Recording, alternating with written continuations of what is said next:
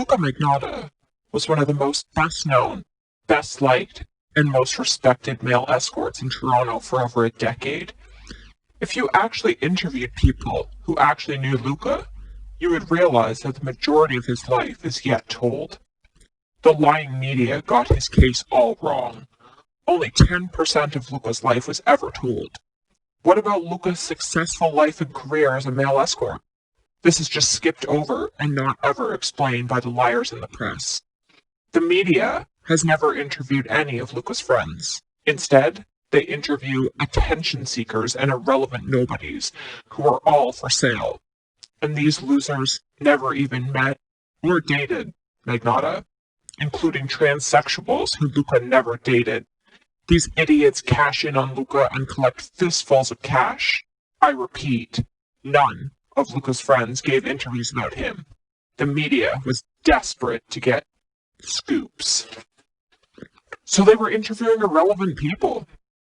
They were interviewing people who actually knew Luka, such as Ron Mikhailov, Nader Eid, John McKellar. Then you would get the real picture. Let's get back on track, though. Let's discuss Luka's life in London, England, and what happened there. Luka was framed for fraud in Toronto by a con artist named Tony. Tony defrauded a woman he was dating and pinned it all on Magnotta in 2004. Luka was being abused by Tony, and the woman's father was involved in the Italian mafia and owned many car dealerships around the city.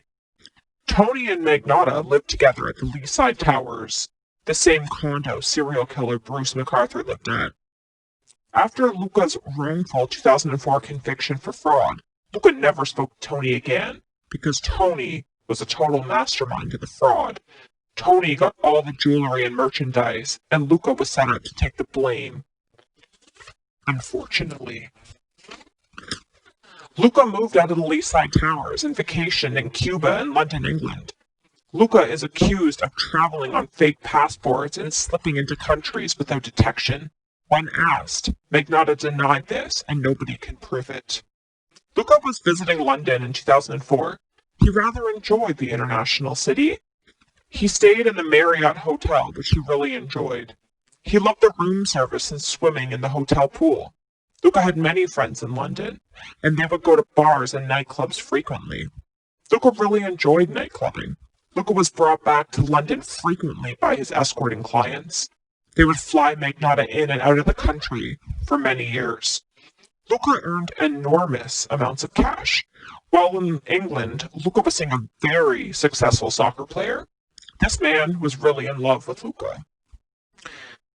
They would speak on the telephone non-stop.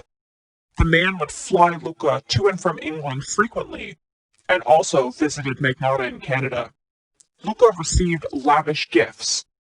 And no people. Millionaire celebrity Katie Price, who was obsessed with Luka, does not know the soccer player. That is incorrect. Katie Price was at one point friends with Magnotta, but he broke off the friendship. The soccer player was really sweet and very masculine. Nobody would ever suspected that he was gay. Luka and him would meet in hotels and friends' houses. The relationship progressed, and the man even spoke of marriage to Luka. However, the love affair had to end because the man needed to present a certain image to society. The soccer player was very tormented by his sexuality, and Luka tried in vain to get him to come out of the closet and reveal his sexuality. But the man could never do it. Luka deserved better and moved on from the secrets and hiding. In Luka's own words, life is too short for nonsense. Now, let's move on to the stories about Luka Magnotta and the missing London boy Alexander Sloley. Some people have suggested Luka was involved in international sex trafficking and dark web rings. Alexander Sloley went missing and has not been found. Luka, when asked, denied abducting him and delivering him to perverts. Luka denied he would produce sex videos and often dark material for profit. A lot of missing people in London, England are being attributed to Luka Magnotta, as if he is a modern-day Jack the Ripper, but Magnotta denies everything. In 2011, Luka was working in London And while in London, Magnotta and his lawyer went to the UK Sun News building for a scheduled meeting with editors to threaten legal action if the sleaze paper published more lies about Luka. The paper was harassing Luka for some time now, threatening to publish his name in connection to animal snuff videos that Luka has denied. After leaving the UK Sun tabloid building, Luka went to a hotel to see a client. The hotel was not Luka's, it was the client's hotel. A predatory journalist named Alex West and his sidekick decided to show up and harass Magnotta some more. All the hotel guests, the manager, and other staff were alerted. Also, Alex West posted on social media that he was at the hotel, and everyone seen the social media posts. So millions of people were aware of the encounter at the hotel. It was not a secret. Luka was annoyed that these journalists were stalking him. He was recorded saying nothing substantial and left in a black car with his associates. Luka is repulsed by Alex West and refuses to communicate with this cocaine addict who was arrested in London for narcotics. This man profits and does interviews, films, and books about Luka, even though Magnotta's interaction with him were brief and lasted only 10 minutes. Alex West claims to be an expert on Luka Magnotta. After the hotel encounter, 3 days later, an anonymous email was sent to the newspaper. It was threatening. It was obviously sent by one of the millions of people who viewed the social media posts of Alex West when he published about the hotel encounter. It was sent by crazed animal activist stalkers, again, to set Magnotta up. Scotland Yard investigated, which is very well known, and said it was not sent by Magnotta. It was sent from Amsterdam, and zero proof exists Luka ever sent that threatening email. It is all fake news.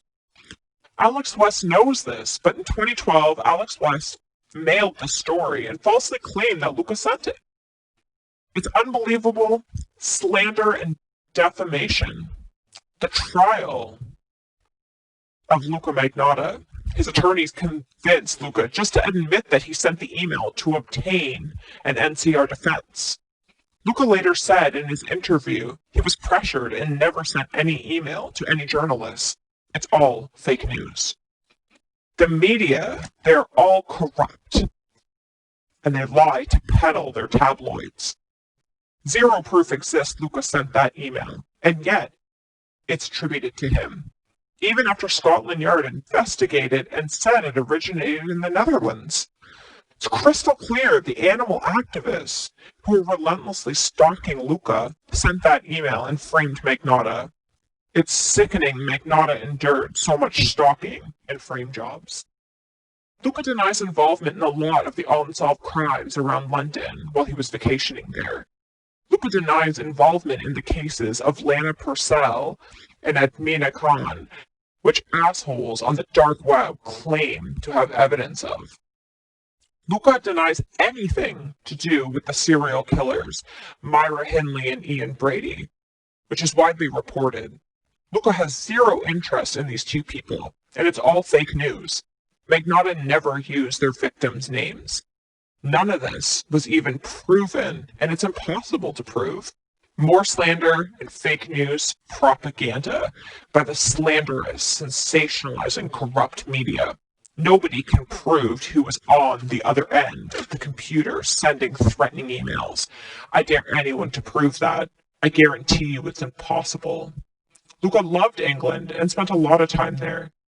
He spent time all over Ireland and Wales and many, many clients who all say good things about him. Everyone who meets Luka loves him, and the liars in the press should be ashamed of themselves.